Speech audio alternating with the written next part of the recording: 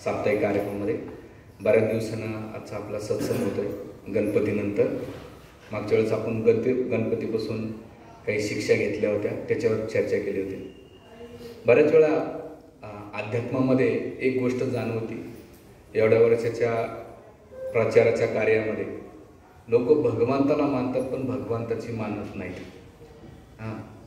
लोक म्हणतात कृष्ण महान आहेत, हो महान आहेत, पण त्यांनी सांगितलेलं ते मानत नाही. गणपती महान आहेत म्हणजे 10 दिवस बोमट्या मारते, त्या समोर नाही का धांगडधिंगा खेळतील. गणपती बाप्पा टेन्शनमध्येच असेल, बरजळ डोळे बारीक आहेत, समोर नाही का अशा मावल्या नाचतात. आता दुर्गादेवीला टेन्शन आलं असेल की आता गर्भाच्या नंतर गर्भदान करते हे लोक माझ्यासमोर. की ॲक्च्युली की हे लोक देवाला मानतात पण देवाची मानत, त्यांची काय अपेक्षा आहे, त्याने आपल्याकडून काय केले, साधकांनी काय केलं पाहिजे हे आपण कधी जाणूनच घेत नाहीत. नुसतं उथळ मात्याचं अध्यात्म आपल्या भारतामध्ये चालू आहे. रामदास स्वामी त्यांच्या एका मानाच्या श्लोकामध्ये म्हणतात, कोणत्याही कार्यक्रमाला भगवंताचं अधिष्ठान असेल तर ती धार्मिक क्रिया आहे, आणि भगवंताचं अधिष्ठान नसेल तर ती केवळ सांस्कृतिक कार्यक्रम आहे. आजकाल आपल्याकडे 80 ते 90% जे कार्यक्रम होतात ते सांस्कृतिक कार्यक्रम होतात, धार्मिक कार्यक्रम नाही आहेत. का? धार्मिक आलं तिथं भगवंत आले, आणि भगवंत आले तिथं भक्ती आली, आणि भक्तीचे कार्य आले. जर भक्तीचे कार्य होत नसेल, भगवंताचं अधिष्ठान नसेल, तर ते कार्य केवळ एक सांस्कृतिक मनोरंजनाचा कार्यक्रम आहे. खा प्या नाचा मौज मार्या करा, आणि मग त्याच्यामध्ये संगीत खुर्च्या खेळतात, डान्स करतात, मुलांचे स्पर्धा घेतात, केवळ एक कल्चर प्रोग्राम आहे. म्हणून आजचा जो टॉपिक आहे किंवा मी जो विषय निवडला गीतेच्या आधारावर, की भगवंताकडे कोणते मूर्ख लोक जात नाहीत, कोण कोण जात नाहीत भगवंताकडे. आपण आपलं वाटतं की यार आपण देवदेव खूप करतो, पण खरंच अध्यात्म करतोत का आपण?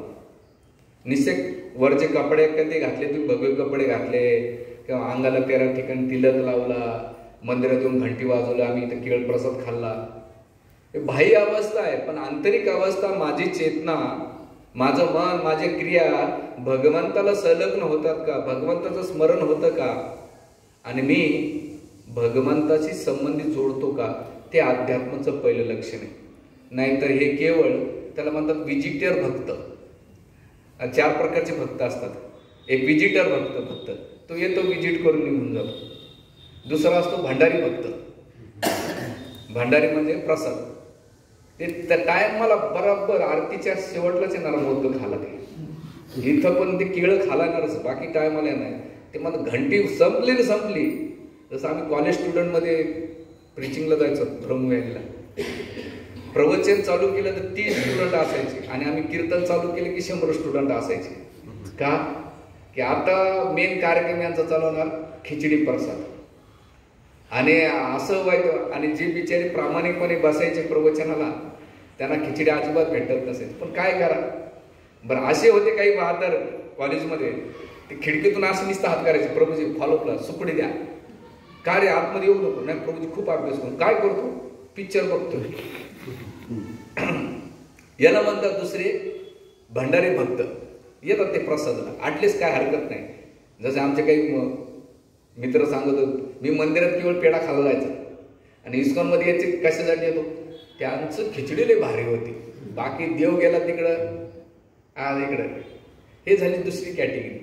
तिसरी कॅटेगरी टेन्शनमध्ये, काहीतरी साडेसाती किरकिरी, घरात सासू भांडली, सून भांडली, नवरा भांडला, चला कुठं जायचं तर देवापुढे जाऊन थोडं शांत तरी वाटते, आले.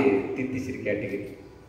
चौथी कॅटेगरी, काहीतरी देवाला पाहिजे, देवा एवढं तुझी देवदेव करतो, आवडा देऊन भोपळा मागतोय, आता संकट चतुर्थी घ्या, त्याच्यानंतर श्रावण सोमवार घ्या.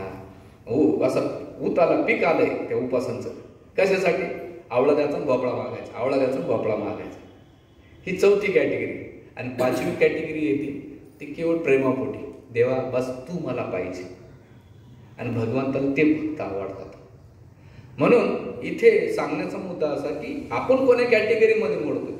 वर्षानुवर्ष इस्कॉन मंदिरामध्ये जातो, कार्यक्रमाला सत्संग ऐकतो, पण आपल्या व्यक्तिगत जीवनामध्ये आपल्याला स्वतःला अॅनालाइज करावं लागेल की नाही बाबा मला कुठून तरी स्वतःला उचललं पाहिजे. जसं तुम्ही भौतिक संसारात राहताना स्वतः नेहमी अॅनालाइज करता, नातेवाईकांसोबत, ऑफिसमध्ये त्याचं सॅलरी वाढला आहे, त्याचं घर नाही का 2 BHK 3 BHK झालं आहे, 4 व्हीलर, म्हणजे तुम्ही प्रत्येक गोष्टीमध्ये तुलना करतात, कम्पेअर करतात. अध्यात्मामध्ये तुलना का येत नाही तुम्हाला? ते एवढेच माळा करतात मी का करू नये, ते एवढे ग्रंथ वाचतात मी का वाचू नये, सगळं बघत राहतो आपण का? याचा अर्थ असा आहे आपण नुसते इन्फॉर्मेशन घेतोय भक्तीमध्ये. काय घेतोय? मराठीमध्ये त्याला काय म्हणतात? माहिती. माहिती. चांगलं ऐकाय भेटते. बाबा लय भारी बोलतो, काही असो. इस्कॉनचं नावच लय भारी ठेवलं, इस्कॉन. आय मन ते म्हणा तुम्हाला काय सांगायचं, सुनो सबकी करो मन की, असे मी काही बघत राहतात. ते ऐकतील पण त्यांना जे करायचे त्याला काय म्हणतात, त्याचा जो स्वभाव असतो तो बदलत नाही. म्हणून इथे भगवंताला मानत नाही. भगवंताला काय अपेक्षा आहे? गणपती झालं, नवरात्र आता दुर्गादेवीला झालं, महालक्ष्मी आटपाटनगरात मार्गशीर्ष महिन्यात तर ते झालं, त्याच्यानंतर आता लक्ष्मी म्हणजे दसरा येईल. आपल्याकडे फेस्टिवल येत राहतात, फेस्टिवल येत राहतील, जात राहतील, पण माझ्या व्यक्तिगत जीवनामध्ये काय बदल झाला, माझ्या स्वभावामध्ये यावर अध्यात्माचं पहिलं लक्षण आहे. कोणी जर प्रामाणिकपणे भक्ती करीत असेल आपोआप त्याच्या भौतिक संसारातल्या गोष्टीचा इंटरेस्ट कमी होत चालतो आणि त्याचा इंटरेस्ट भगवंताच्या प्रती वाढतो. त्याच्या बॅड हॅबिट्स, वाईट सवयी आपोआप कमी होतात आणि इनबिल्ट नॅचरली त्याला चांगल्या सवयी लागतात ज्या भगवंताकडे घेऊन जातात. जर हे होत नसेल तर आपण कुठंतरी सावळा गोंधळ करतो. म्हणून तुम्ही किती वर्षे राहतात हे महत्त्वाचं नाही, तुम्ही किती क्वालिटी करतात हे महत्त्वाचं. म्हणून खट्वांग मुनी त्यांनी भगवंताला 45 मिनिटामध्ये प्राप्त केलं. ग्रस्त होते ते. परीक्षित महाराजांना 7 दिवसात केलं. आपण वर्षानुवर्ष ऐकतो आपल्यात परिवर्तन का होतं. मी कधी नेहमी सांगतो, रात्री दुधात दही टाकलं, दया आपल्या दुधामध्ये विरजण घातलं तर सगळे परिवर्तन होत आहे. माणसाला वर्षानुवर्ष सुद्धा परिवर्तन होत नाही. भक्तीतला सोडा हो, घरातला स्वभाव सुद्धा नाही.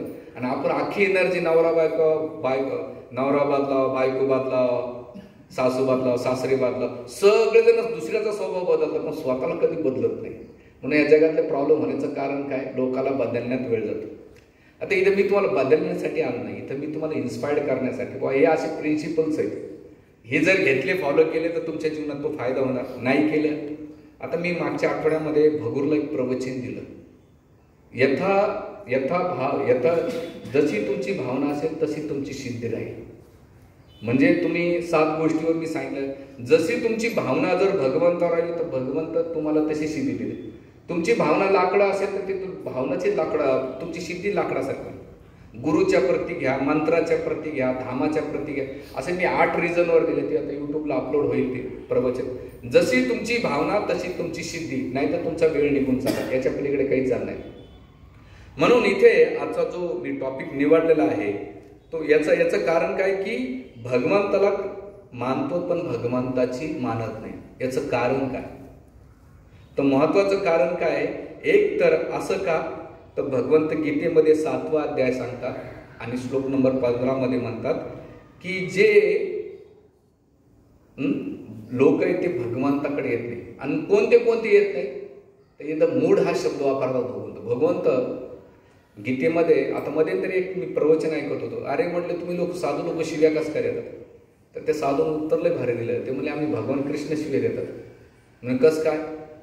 तर पहिल्याच अध्यायामध्ये भगवंत अर्जुन म्हणतात हे क्लिब्यम म्हणजे नपुंसक. आपल्या मराठी भाषेमध्ये त्याला छक्का म्हणतात असं, पण भगवंत डायरेक्ट अशा भाषेमध्ये. दुसरा शब्द वापरला मुडा म्हणजे मूर्ख. तिसरं नराधाम, दुसुकीता, म्हणजे असंख्य भगवंताने शिव्या दिलेल्या आहेत. त्याच्यामुळे आम्ही देतो. पण ते देण्याच्या मागचा उद्देश काय? भौतिक जगामध्ये ईर्ष्या आणि दोषापोटी शिव्या दिल्या जातात, पण अध्यात्मामध्ये त्याने चांगली त्याची उन्नती करावं त्यासाठी ते शब्द वापरले जातात. ते काही जातीगत व्यक्तिगत कोणाची दुश्मनी नसते. आता इथं मी काही भगवंत काय म्हणतात आणि याच्याबद्दल हे कोण मूढ लोक माझ्याकडे येत नाही त्याचं वर्णन करतात. तर मागे श्लोक म्हणण्याचा प्रयत्न करा.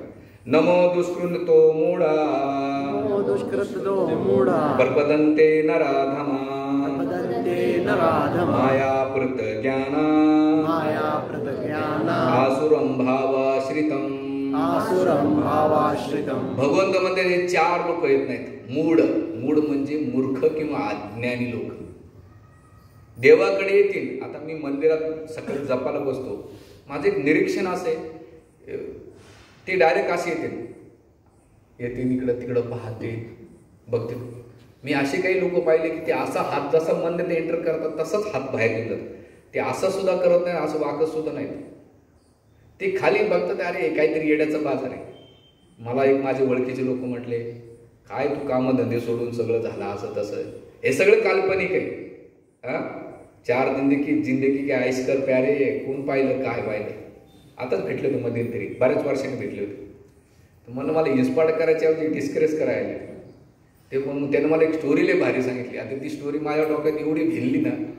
ते म्हणलं तू किती वर्षापासून आहे? म्हटलं 2007 पासून आहे.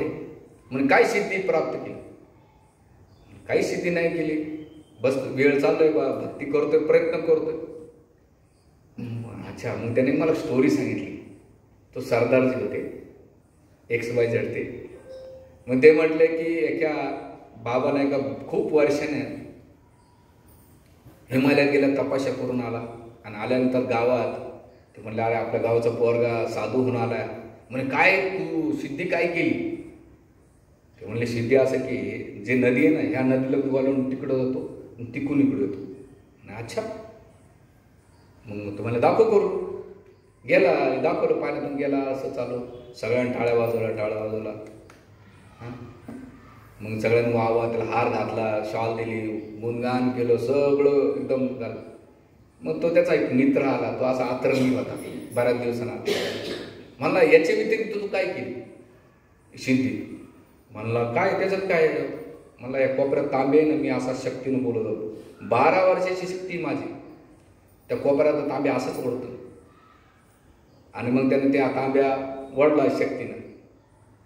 म्हणजे अरे तू 12 वर्ष नुसतं तांबे ओढून आला. अच्छा, ते म्हणजे चिंटे इकडे जाय तांबे घेऊन. म्हणलं, तुझ्या 12 वर्षात तपासून तू तांबे वाढला, माझ्या 1 वर्षात तपासून हे बघ तांबे घेऊन आला. बाकीचा सोडून दे, मोर स्टोरीचा हिशे काय, त्यानं काय झालं, सिद्धी काय. तर महत्वाचं की अध्यात्मामध्ये ह्या गोष्टीसाठी नाही, मी तर मूढा हा शब्द वापरला आहे की मूर्ख व्यक्ती ह्या गोष्टीमध्ये रचपतलेला असतो. पण वास्तविक इथं भगवंत नमो दुष्कृतनो हा शब्द खूप महत्वाचा आहे. भगवंत आणि आचार्य विश्वनाथ ठाकूरपाद दुष्कृतनो ह्या शब्दाचा अर्थ एवढा खोलवर देत आहे. जेव्हा आपण शास्त्राला डीपमध्ये जातो ना, तर जसं जसं समुद्राच्या खोलमध्ये जातो तसं तसं आपलं रत्न प्राप्त होतात. वरचीवर तुम्ही ग्रंथ वाचता तो तुम्हाला एक तर झोप येईल आणि वाचलं तर कळणार, आणि त्याचं मिनिंग आपल्या डे टू लाईफमध्ये त्याला काहीच इम्प्लिमेंट होणार नाही त्या श्लोकाचे. पण दुष्कृतनो हा शब्दाचा अर्थ मी पहिल्यांदा विष्णू ठाकूरांचा जेव्हा वाचला, तर ते म्हणतात की ज्याचं पुण्य नसलेलं जे सुकृत आहे, सुकृत ह्या शब्दाचा अर्थ पुण्य, दुष्कृतनो म्हणजे पापी. जो पापी व्यक्ती आहे तो भगवंताला मानतो पण भगवंताची मानत नाही. मग त्याला वर्षानुवर्षे तुम्ही सांगा ना की गीता वाच किंवा जप कर, तो नाही करू शकत. का? तुकाराम महाराज म्हणतात, बहुत सुकृताची जोडी म्हणून विठ्ठल आवडी.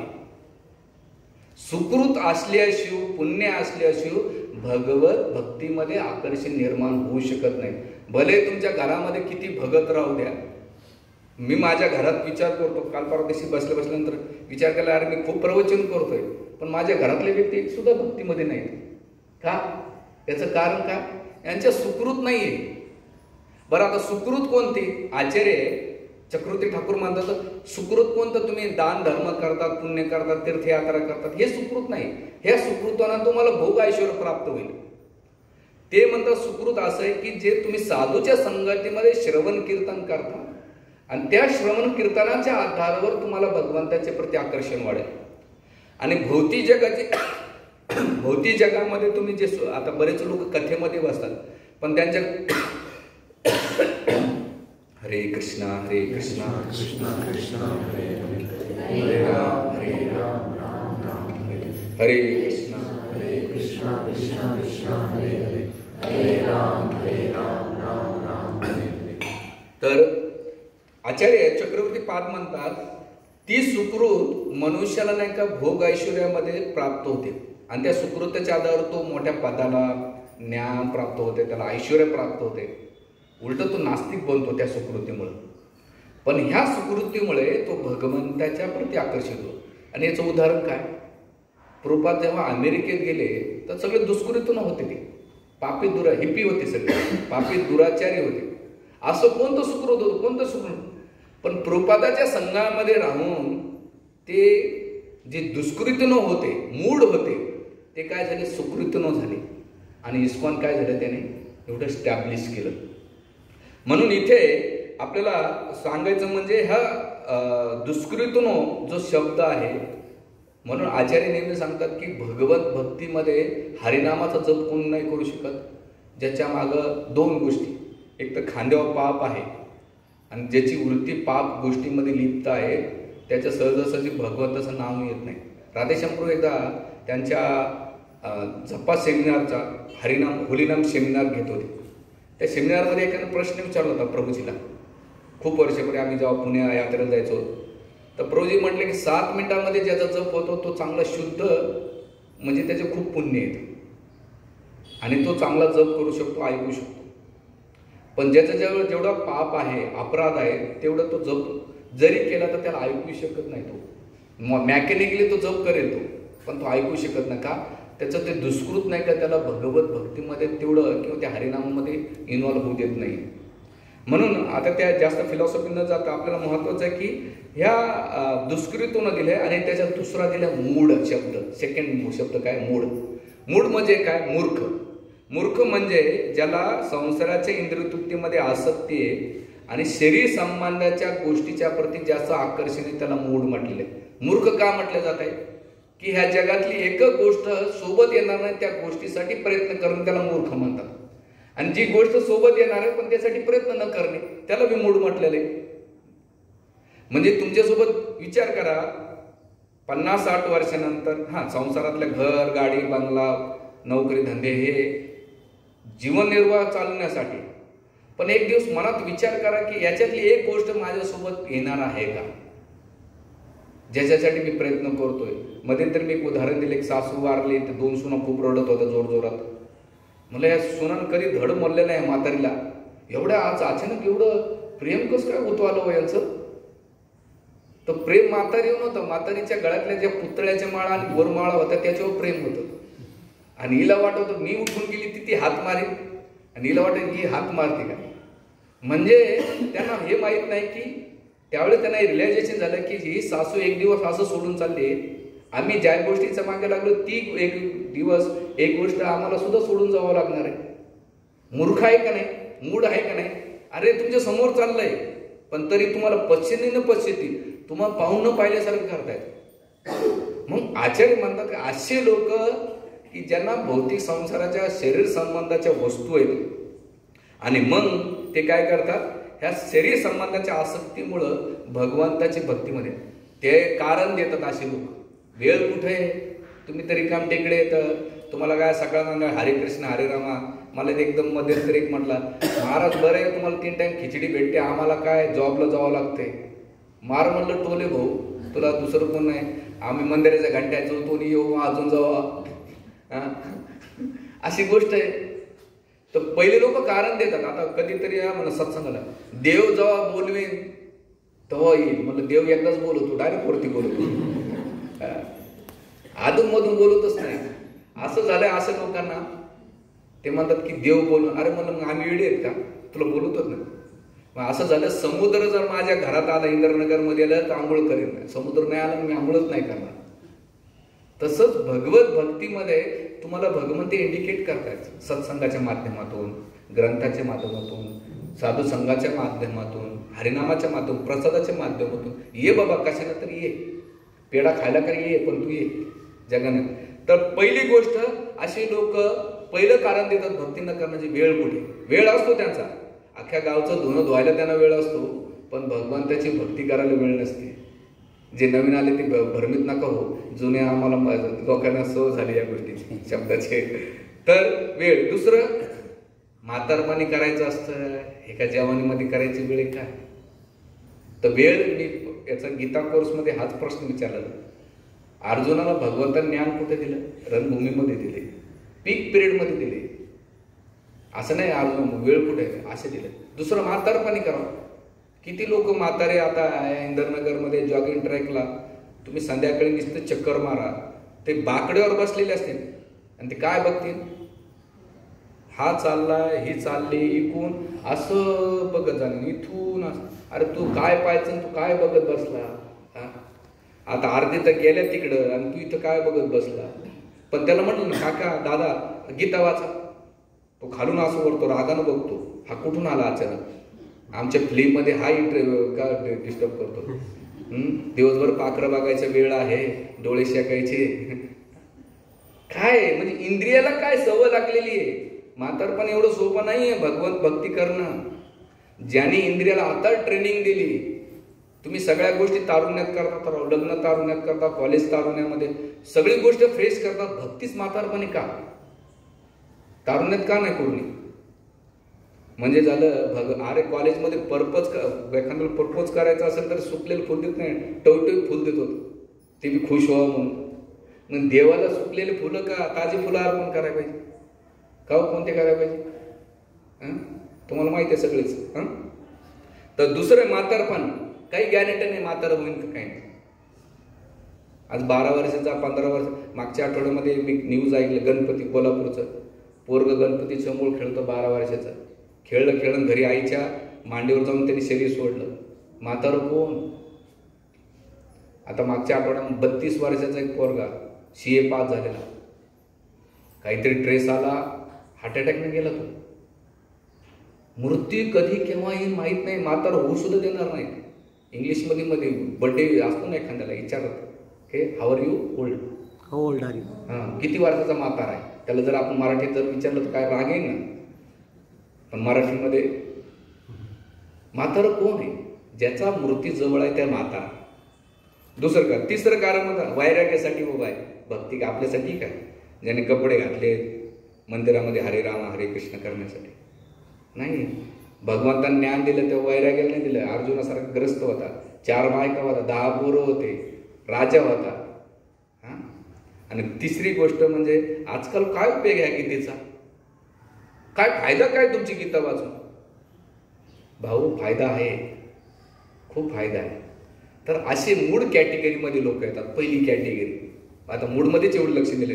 म्हणून इथे एक नीतिशास्त्र काय म्हणतात, असा जो मूर्ख असतो तो काय म्हणतो, असनो मे वसनो मे जया बंधू वर्गो मे इति मे मे कुर्वन्ति काल वक्रो हंती पुरुष जमा.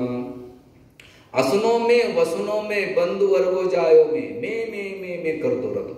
असा काय करतो? मूड असतो ना, सगळीकडे मी केले, हे माझं घर, हा माझा परिवार, हा माझा फार्म हाऊस, ही माझी गाडी, हे माझे नातेवाईक, हे माझा समाज, हे माझ्या जातीचे, हे माझ्या पंथाचे, मे मे मे मे करतो. मी केलं, माझ्यामुळं झालं, मी केलं नसतं तर काही झालं नसतं. मरून तर बघ. काही या जगातलं कोणी नाही. अरे मोठे गेले तर काही थांबलं नाही, तर तू थांबलं, तू गेल्यानं काही फरक पडणार आहे का? स्वतःला एकदा विचार करायचा. 8 दिवस तुम्ही कुठेतरी जाऊन बसा, फोन बंद करा, घरातले कसे खातात पितात का झोपता नाही. अरे तुमच्या गेल्यानंतर पार्ट्या झोडतील लोक. मी माझ्या नातेवाईकाचं लेटेस्टमध्ये आता ऐकलं, एक 8 दिवस झाले, ते वारले, अंत्यविधी करून आले. मात्र रात्रीच वारलं होतं, पहाटे काहीतरी वारलं होतं, पहाटे नाही सकाळी 9-10 वाजता त्याला चिकन खाण्याची इच्छा झाली. नातवाला म्हटलं, सुनाला 2-3 शिव्या अडसल्या, जा मला घेऊन ये. घेऊन आलं, ते बायलांनी तेवढं धडका मारलं, त्याच्यात ते मिलं. नातेवाईक करता करता ते अंत्यविधी करता करता संध्याकाळचे 5-6 वाजले झाले. पोरं आल्या पहिले भूक लागली, म्हणले म्हातारं नाही, सकाळीच गेले पण दिवसभर उपास करलं, सगळं दाबून खाल्लं, बाकीच्या पाहुण्यांनी चहा पिला. तुमचं प्रेम दिलं कुठं राव? अरे पोटचे पोरं 2 मिनिटं सुद्धा शो करू शकत नाही. जगातील रियालिटी आहे. तुम्ही असे भ्रमात राहू नका की बाबा माझे लय प्रेम करता. अरे प्रेम नाही करत सगळे एकूण एका, तू माझी खाजो मी तुझी खाजो. मी थोडा स्पष्ट बोलणारा व्यक्ती, काय करू, स्वभावाला औषध नाही. सगळं भामटेगिरीचा संबंध आहे. एक तर आपल्या शरीरावर नाही तर आपल्या पैशावर प्रेम कर. याच्यातल्या दोन्ही गोष्टी कमी होऊ द्या, आपोआप प्रेम कमी होऊन जाते. तर इथे असुनोमे वसुनोमे म्हणजे जेवणामध्ये, कपड्यामध्ये, जाया म्हणजे पत्नीमध्ये, बंधू वर्गोमे असा ढोल पिटत राहतो, मी केलं. इति मी कुर्वंती, काय करतो, बोकड्यासारखा काय करतो, बडबड. पण कालो वक्रो, मोठा जो लांडगा आहे तो बकऱ्याला खाऊन टाकतो. हंती, काळ नष्ट करून टाकतो. म्हणून इथे असे लोक आहेत जे भगवंताची भक्ती करू शकत नाही. असे मग कोण लोक आहेत? तर पहिले दुष्कृतनो, दुसरं आहे मुडा, तिसरं आहे नराधामा. नर अधम म्हणजे मनुष्य आहे, पण मनुष्यामध्ये तो कसा आहे, आधम आहे. दिसायला चांगला सोपळ टाय घालेल, ऑफिसमध्ये त्याला सगळे सलूट मारते. मी कधी कधी ते पोलीस CP ऑफिसला जात असतो मंदिराच्या कामानिमित्तानं. काही एवढे चहापेक्षा किटल्या गरम राहतात जास्त तिथं, असे टाईटमध्ये चालतात. तुमचे CP मॅडम येतात, ACP ॲडिशनल, आणि 2-3 मोठे अधिकारी येतात. म्हणे प्रभूजी जोपर्यंत वर्दी ना तोपर्यंत हे सलूट मारतात. एकदा वर्दी गेली कोणी विचारत नाही आम्हाला.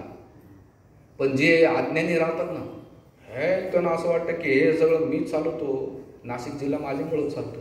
अरे येड्या, कोणी चालत नाही, ते खाली तुझ्या वर्दीला नाही का? कोणत्या ऑफिसमध्ये? महानगरपालिका घ्या, पोलीस खात्यामध्ये घ्या, जे खातं असतं, खाणारं असतं खातं, त्याला खात्यामध्ये सार्वजनिक बांधकाम खातं घ्या, वेगळे खाते, जे पोटभर खाणारे असतं खाते. सांगायचा मुद्दा असा आहे की इथे नराधम असे स्वतःला ते काय करतात, हुशार मानतात, पण आधम राहतात. आधम का? कारण त्यांची बुद्धी, चेतना छोट्या गोष्टीमध्ये असतात. आधम हा शब्द का वापरलाय भगवंतांनी इथे? कारण ते स्वतःला सर्वश्रेष्ठ मानतात. ईश्वर भोगी बलवान सुखी, मी ईश्वर, मी भोगी, मी बलवान आहे, माझ्याकडे शक्ती आहे, मी काही करू शकतो. आणि असे अधम लोक भगवंत इथे त्यांना त्याचं वर्णन गीतेमध्ये इथं करतात. ते म्हणतात की नारदामध्ये हे 84 लोक येऊन फिरून नाही का स्वतःला नाही का ते सर्वश्रेष्ठ मानतात आणि धर्मतत्वाचा आव्हान आणून दाखवतात. धर्मतत्व काही माहीत नसतंय, पण धर्माबद्दल ते असे दाखवतात की जगामधलं सगळं ज्ञान मलाच आहे, बाकी कोणालाच नसते. आणि असे लोक 4 गोष्टीमध्ये लिप्त राहतात. आहार निद्रा भयमैथुन आमच्या सामान येतात पशुभी नराणाम धर्मो हि तेषाम अधिको विशेषो धर्मे नाही ना पशुभी समाना. सॉरी, माझी तब्येत ठीक नाही. तर ह्या श्लोकामध्ये आहार निद्रा भयमैथुन आमच्या सामान येतात पशुभी नराणाम, हा केवळ पशुसारखा असतो. नराना म्हणजे नरासारखा असतो, पण याला काय धर्म होईतेशाम अधिको विशेषो, धर्माबद्दल त्यांना समजून घेतलं पाहिजे, नाही तर अधम म्हटलं जातं. असे अधम व्यक्ती त्यांना तुम्ही किती भक्तीसाठी प्रेरित करा, असे लोक भगवत भक्तीमध्ये येऊ शकत नाही. आणि यांच्याकडे मग एकूण कॅटेगरीमध्ये मोडतात. जे मोठमोठे राजकीय पुढारी, जे मोठमोठे अधिकारी, ज्यांच्याकडे खूप धन आहे, पद आहे, मान सन्मान प्रतिष्ठा आहे, असे लोक भगवत भक्तीमध्ये येत नाही. आले तर ते आरत्या फिरवा येतील, लोकांनी फोटो काढून लोकांच्या नजरेत येण्यासाठी ते प्रयत्न करतील, भगवंताच्या नजरेत करण्यासाठी येत नाही. आणि आपला सगळा मरमर कशासाठी? लोकांच्या नजरेत येण्यासाठी. अरे लोक तुमच्याकडे पद पस आहे तोपर्यंत तुम्ही लोकांच्या नजरेत येत. एकदा याच्यातली एक गोष्ट कमी झाली की तुम्ही लोकांच्या नजरेत उतरतात. पण भगवंताच्या नजरेत येण्यासाठी भगवंताचे धर्मतत्व तुम्हाला फॉलो करावं लागतील. म्हणून इथे नराधाम हा शब्द इथे आचार्य वर्णन करतात. दुसरी कॅटेगरी म्हणतात ह्या श्लोकामध्ये नराधाम. तिसरं माया अपूर्त ज्ञान, म्हणजे ज्यांचं ज्ञान नाही का मायानं हरण केलेलं आहे. कोण? याच्यामध्ये मोठमोठे वैज्ञानिक, त्याच्यानंतर मोठमोठे साहित्यिक, जे खूप सो कॉल्ड नाही का हे लिहित असतात, कादंबऱ्या, कथा कादंबऱ्या, उपन्यास लिहित असतात. आणि ते आपल्या मेंटल स्पेक्युलेशन काय करतात, आपल्या बुद्धीतून नाही करत येतात. असे लोक हेच प्रवचन हेच बुक्स वाचण्यामध्ये इंटरेस्ट घेतात. ही कॅटेगरी. आता लायब्ररीमध्ये तुम्ही गेलात ना, 80% क्राऊड लायब्ररीमध्ये तो धार्मिक ग्रंथ कधीच वाचत नाही. तो काय वाचतो, ह्या कथा कादंबऱ्या वाचतो. हां, इंग्लिशमध्ये काय म्हणतात कादंबरीला, नॉवेल वाचण्यासाठी करतात. त्याला म्हटलं ना तुम्ही गीता वाचा, हे कुठं वाचतो. म्हणजे लिहिणारे आणि वाचणारे दोघंही सुद्धा काय, माया अप्रत ज्ञान, त्यांचं ज्ञान हरलं आणि ते स्वतःला खूप हुशार मानतात. आणि लोक त्यांना ज्ञानपीठ पुरस्कार देतात. आपल्या महाराष्ट्रामध्ये एक XYZ मोठे ज्ञानपीठ पुरस्कार होऊन गेले. त्यांनी कृष्णावर आणि कर्णावर नाही का 2 कादंबऱ्या लिहिलेल्या आहेत. ते नाही मी नाव घेत त्याचं. त्याने अक्षरशः लोकांना नाही का नास्तिक करून टाकले. म्हणजे हे साहित्यिक, वैज्ञानिक जे स्वतःला हुशार मानतात आणि आपलं मेंटल स्पेक्युलेशन, आपलं मानसिक तर्क पुस्तकात लिहितात आणि लोक त्यांचं वाचल्यानंतर त्यांची बुद्धी तशीच होती. म्हणून भारतामध्ये जेव्हा भारत जेव्हा स्वातंत्र्य झाला, जेवढा नाश मोगलांनी नाही केला, ब्रिटिशांनी नाही केला, सगळ्यात जास्त नाश कोणी केला असेल तर लेफ्टिस्ट विचाराचे जे लोक आहेत ना, डाव्या विचारसरणीचे लोक, त्यांनी नाही का एज्युकेशनमध्ये सगळ्यात जास्त कंट्रोल हे लेफ्टिस्ट लोकांचंच आहे.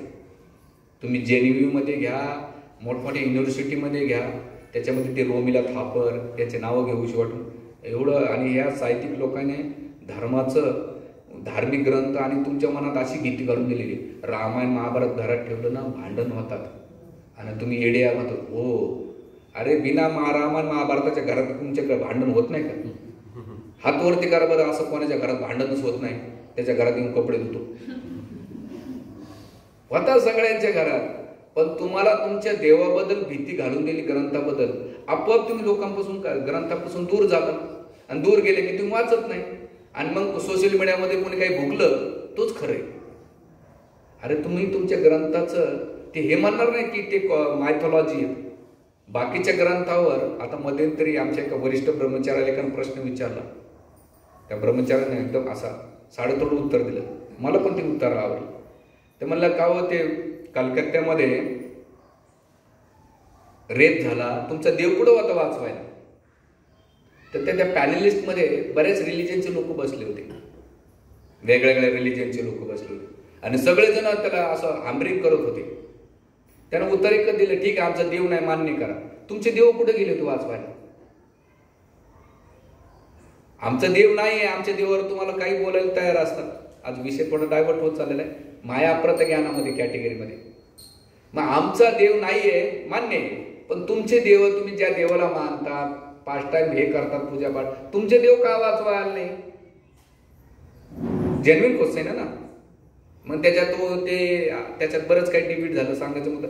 तर असे माया अप्रत ज्ञान काय करतात, हे स्वतः नास्तिक राहतात आणि दुसऱ्याला ते सांगतात.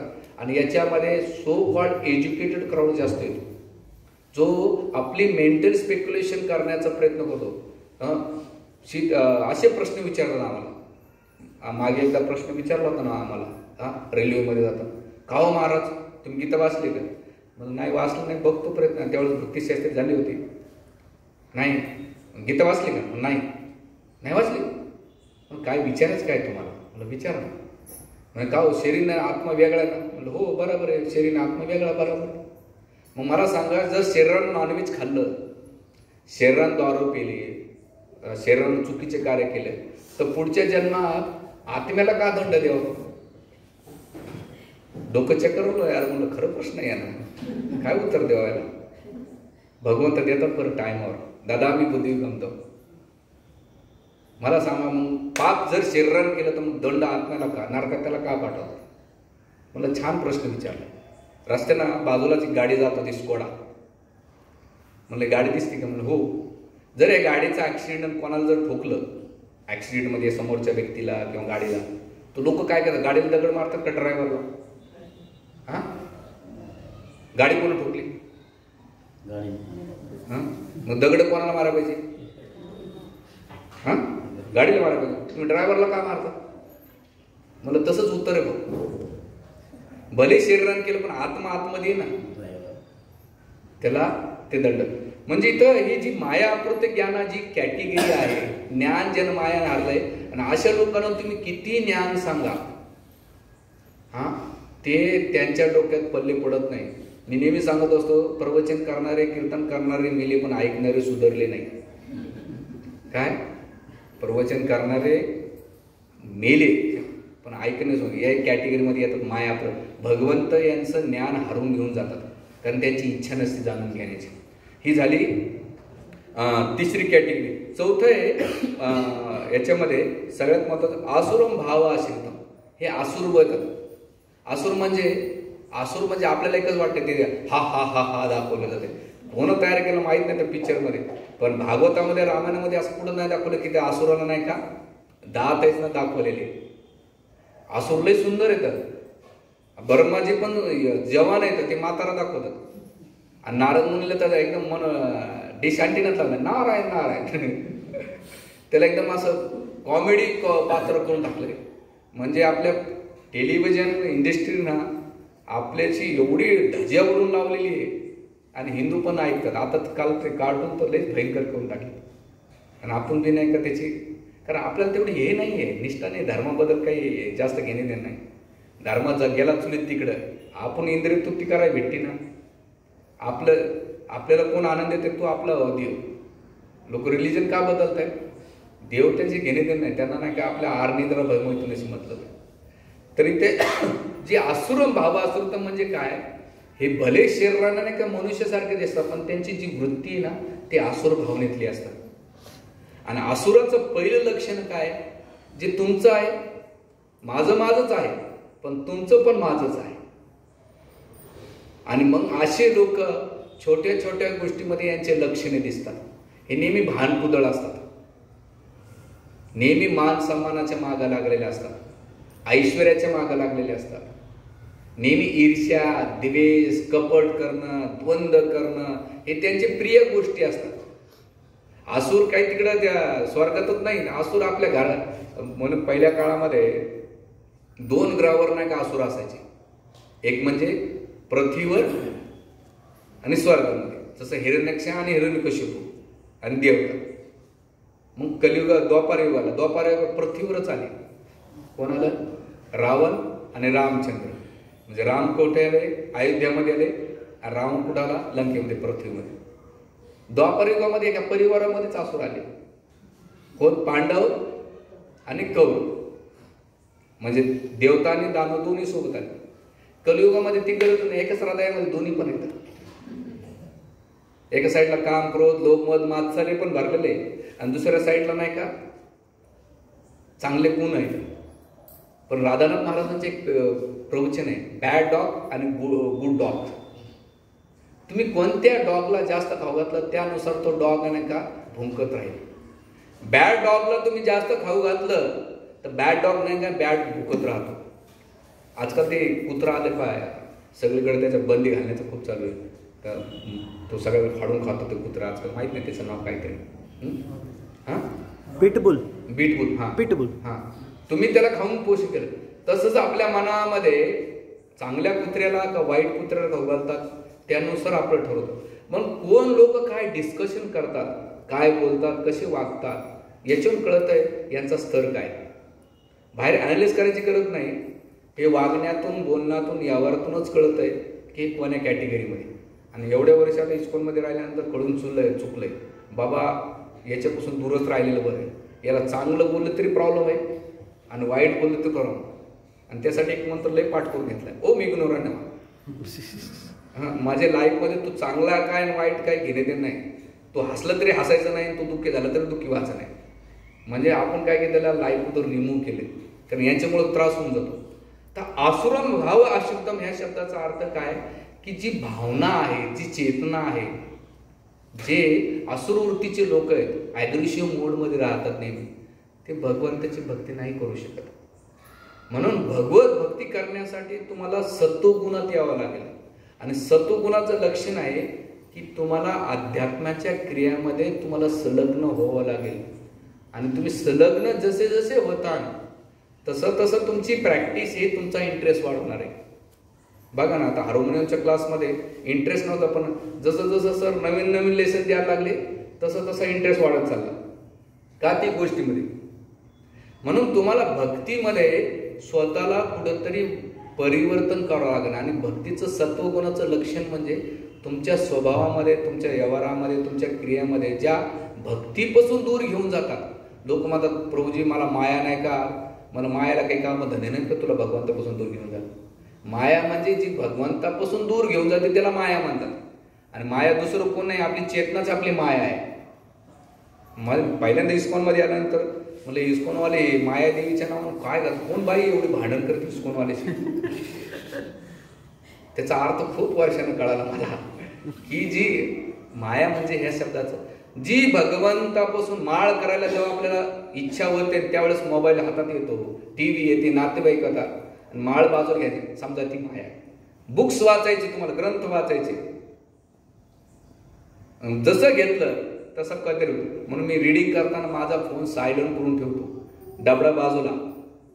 तरच आपला उद्धार करायचा असेल तर आपल्याला आपले साधना चांगले करू. जप करायच्या वेळेस आता मी काउन्सिलिंग ग्रुपला एक सेशन घेणार आहे त्याच्याबद्दल.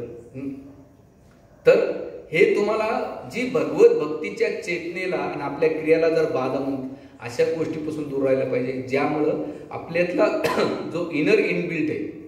जय शेट्टींचं एक पुस्तक आहे पहा, लय खूप छान आहे, कोणाला वेळ भेटला ते वाचा. Think like monk. साधू होऊ नका, साधूसारखे विचार व्हाल. म्हणजे साधू होण्याची गरज नाही, भगवे कपडे घालण्याची गरज नाही, टकलं करण्याची गरज नाही. तुम्ही अशा विचारामध्ये जगा की साधू आहे. आणि मग तुम्ही घर गृहस्थीमध्ये नवरा असो, बायको असो, मुलं असो, तुम्ही स्वतःला कसं डेव्हलप करतात. आणि मग हे तुम्ही जेव्हा डेव्हलप करतात ना, आणि जेव्हा तुम्ही समाजामध्ये, नातेवाईकामध्ये, भक्त समाजामध्ये येऊन नाही का जेव्हा डिस्कशन करतात तेव्हा कळून जात आहे हा भक्त आहे का असुर आहे. कारण जो मनुष्य खाल्ल्यानंतर आपण जेव्हा खातो ना, जेव्हा वॉमिटिंग होती, तो वॉमिटिंग झाल्यानंतर काय होतंय, जी गोष्ट तुम्ही खाल्ली तीच बाहेर निघते ना. तसंच आपला विचार, आपला जसा विचार असेल तसं आपलं आचरण राहील. आणि जसं आपलं आचरण राहील तसं आपला प्रचार राहील. आणि प्रचार म्हणजे काय, आपली ॲक्टिव्हिटी.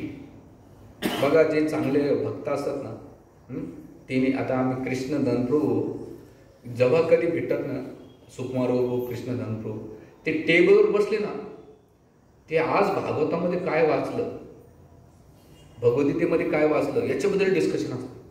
आणि दुसरी कॅटेगरी आहे, ते 4-5 जण बसले की पॉलिटिक्समध्ये यानं असं केलं, त्यानं तसं केलं. कारण दिवसभर ते 4 गोष्टी 4 डोके तेच ऐकतात. आणि 4 डोके भगवद्गीतावर, बाकीचे 3 डोके असतात, जाऊ द्या प्रसाद काय भारी ते पाहू दे. अशी बी कॅटेगरी. म्हणजे दिवसभर तुमच्या क्रियामध्ये काय तुम्ही करतात तेच तुमच्या जीवनात आहे. म्हणून जी भगवंताकडे जाणाऱ्या गोष्टीपासून आपण नाही दूर राहिलं पाहिजे. म्हणून आचार्य आपल्याला नेहमी सांगत राहतात की ह्या गोष्टीसाठी आपण नाही का भगवंताला किती मानतोय.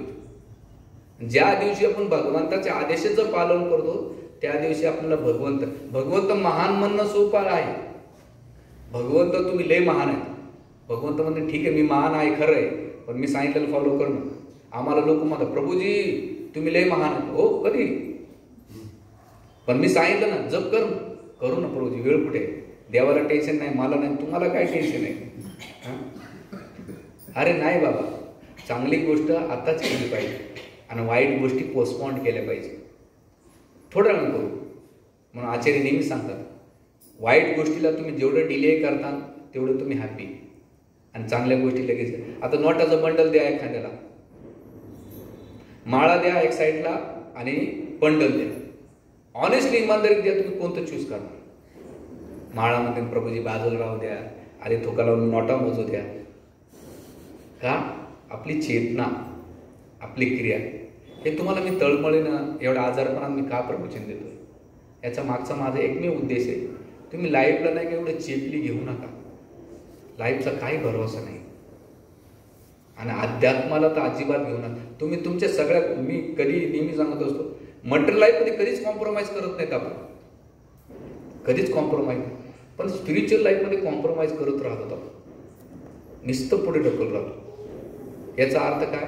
आपण ती गोष्ट एवढी सिरियसली घेत नाही आणि आपल्याला सिन्सिअरली करायची नाही.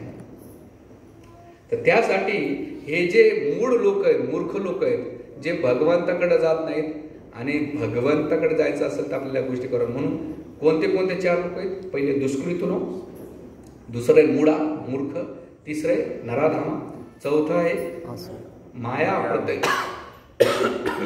माया म्हणजे जे ज्ञान हरलेलं आहे, आणि आसुरम भाव आश्रित, असे 4 कॅटेगरीचे लोक भगवंताकडे जात नाही, भगवंताला मानत नाहीत. तुम्ही त्यांना कितीही प्रचार करा. एकदा प्रभुपादाला एकाने विचारलं, प्रभुपाद सगळे लोक जर भक्त झाले तर? प्रभुपाद म्हणजे असं कधीच होऊ शकत नाही, आणि तू कारण देतोयस त्या मूर्ख कॅटेगरीमध्ये. बघा, आम्ही कितीतरी लोकांना गीता वाटतो वर्षानुवर्ष. आज 2007 पासून नाशिकमध्ये आम्ही गीता वाटल्यात. किती लोक फॉलो करतात, प्रत्येक जण ती गीता कधी काढतात. लाल कपड्यामध्ये लोक जाणार असेल किंवा गेल्यानंतर जिवंतपणे कोणीच वाचत नाही. याचा अर्थ काय की आपण अध्यात्माला एवढं सिरियसली घेतलं. म्हणून रिक्वेस्ट असं आहे की आपण ह्या भक्ती मार्ग आहे. मी असं म्हणत नाही की घरदार सोडून हरिद्वार चलो. तुम्ही तुमच्या जीवनामध्ये दिवसाच्या 24 तासामध्ये भगवंताच्या प्रती आपल्याला कृतज्ञता व्यक्त करण्यासाठी ॲटलिस्ट आपण 10 मिनटं 20 मिनटं वेळ काढला पाहिजे, की ज्यामध्ये आपण भगवंताची गीता वाचू, भागवत वाचू, रामायण वाचू, आणि 10 मिनटं भगवंताचा जप करण्यासाठी हरे कृष्ण कृष्ण कृष्ण हरे हरे, हरे राम राम राम हरे हरे. आपण 10 मिनटं भगवंताच्या नावाचा जप केला पाहिजे. एवढं जर नाही करू शकलं, आता मी गरुड पुराण वाचतो, गरुड पुराण कंप्लीट झालं माझं. त्याच्यामध्ये गरुडची काही प्रश्न विचारतात, भगवंत काय उत्तर देतात. आता ते मुंबईला उद्या माझी सिरीज चालू होणार आहे प्रवचनाची कल्याणला, तर तिथे ते मी घेणार आहे सिरीज. भगवंत किती तळमळ सांगतात, नरक यातना किती डेंजर आहेत. भगवंत आपल्याला संधी देत राहतात भक्तीची, पण आपण जर भक्ती करीत नसेल तर तुकाराम महाराज म्हणतात, ऐसा लाभ चुकला तुका म्हणे वाया गेला. हा लाभ चुकू नका आणि भगवत भक्तीला काय करा, सिरियसली आणि सिन्सिअरली फॉलो करा, ज्यामुळं तुमचा फायदा होईल आणि या भौतिक जीवनात फायदा होईल आणि अध्यात्म खूप चांगलं होईल. आम्ही काही येडेगाबाळे नाही काय सगळे कामधंदे सोडून नाही, खूप आनंद आहे. मटर लाईफमध्ये चिंगम सारखा तर लय ट्राय करून झालं ना तुमचं. हां, चिंगम सारख्या सगळ्या माझ्या मारून झाल्या. आम्ही तर काही त्याचा अनुभव घेतला नाही, पण ऐकूनच हुशार झालेले. आता झाले 40-45, आता राहिलेले 15-20 वर्ष ॲटलिस्ट आपण प्रामाणिकपणे भक्ती करायला काय हरकत आहे. भगवंता एवढं वर्ष मी संसारासाठी इंद्रियतृप्तीसाठी दिले, पण राहिलेला वेळ तुझ्यासाठी देईल. आणि जेव्हा आपण सिन्सिअरली भगवंताला प्रार्थना करू तर भगवंत आपल्याला सपोर्ट करतात, मदत करतात, आणि ज्या गोष्टीमध्ये प्रॉब्लेम्स आहेत भगवंत बाहेर पण काढतात. बरं, खाली आपली 2 गोष्टी, आपली प्रामाणिकता आणि आपली गंभीरता, हेच आपलं गंतव्य ठरणार आहे. हरे कृष्ण कृष्ण कृष्ण हरे हरे, हरे राम राम राम. श्री श्री जगन्नाथ बलदेव सुभद्रा मैया की जय, जगन्नाथपुरी धाम की जय. Thank you very much. हरे कृष्ण.